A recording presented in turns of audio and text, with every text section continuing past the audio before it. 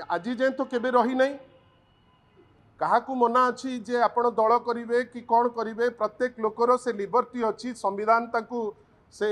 अधिकार दौची सी करेंगे किंतु एतिकी आपण मन रखि था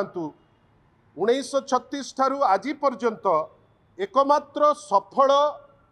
रिजनल राजनैतिक दल होची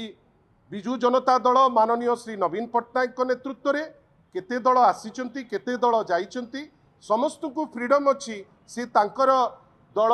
कौन ना देबे आज कौन गोटे ना देइचंती काली आउ कौन ना देबे से ना भी करंतु दल भी करंतु लोकंकर निष्पत्ति फाइनली आमे जानिचु जे जी काम करिवो जे तांको संगरे अछंती तांको लोके भल पाइबे सेति किए कौन दल कला से दल तांको इच्छा सी तांकर करंतु किंतु एतिकी मन रखि थांतु जे लोके ओडिशार भारी सचेतन 36 मसीह आज पर्यंत